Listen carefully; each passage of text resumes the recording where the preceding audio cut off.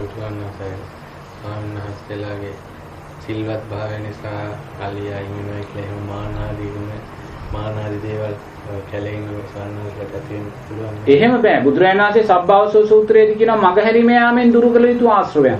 ඒක අපිට ගොඩාක් වටිනවා කැලේ ඉන්න ඇයට. මගහැරිය ආශ්‍රවයන් සේකිරීමේ එක මාර්ගයක් තමයි මගහැර යාමෙන් දුරු කිරීමේ ආශ්‍රවයන්. බුදුරජාණන් වහන්සේ කොතනකවත් කියන්නේ නපුරු සතෙක් ඉන්නවා නම් නපුරු සතා ඉස්සරහට යන්න කියලා.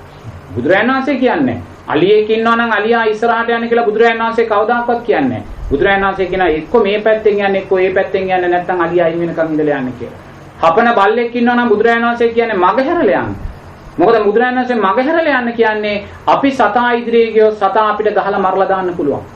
එහෙම නැතුව අපි සතා ළඟට යනකොට සමහර විට සතා පැනලා දුවන්නත් පුළුවන්. එතකොට සතා පැනලා දිවුවොත් අපි තුල අන්න අදිමාන්‍යයක් සකස් වෙනවා මගේ සීලයට මගේ සමාධියට සතා පැනලා දිවුවා කියලා. ඒක සතා ගැව්වාට වඩා බරපතල කාරණයක්. මොකද ඒ නිසා බුදුරජාණන් වහන්සේ කියන්නේ සතා මගහැරලා යන්න කියන්නේ මෙන්න මේ හේතු කාරණේ නිසාමයි. ඒ නිසා අපි නපුරු සතෙක් දැක්කොත් අපි පාර මගහැරලා යනවා මිසක් කවදාකවත් බුදුරජාණන් වහන්සේ කියනවා සතා ඉස්සරහට යන්න එපා කියලා. එහෙම ගියොත් අපි නොදැනුවත් භාවය තුලින් අපි තුල අදිමාන්‍යයක් සකස් වෙනවා මගේ සීලයයි මගේ සමාධියටයි අලියා බය වුණා නැත්නම් හපන බල්ලා බය වුණා කියලා.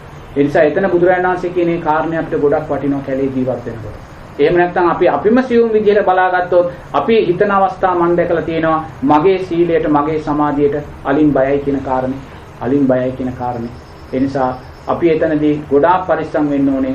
ඒ තුල අපි අමාන්‍ය කියන කාරණේ අපේ සීලය කෙරේ ශ්‍රද්ධාව සහ සමාධිය කෙරේ අපි ඇති කරගන්නවා.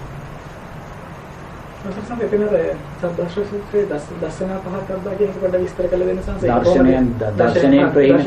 දර්ශනයෙන් ප්‍රහීනවිතු ආශ්‍රයන් කියන්නේ සම්බන්ධනස සක්කාය දිට්ඨිය. සෝවාන් ඵලයටපත් වෙන තාක්කල් දර්ශනයෙන් ප්‍රහීනවිතු ආශ්‍රයන් තියෙනවා. ඒක තියෙන්නේ අයියා මේ පටිච්චසමුප්පන්නව ජීවිතය දකින්නේ නැහැ.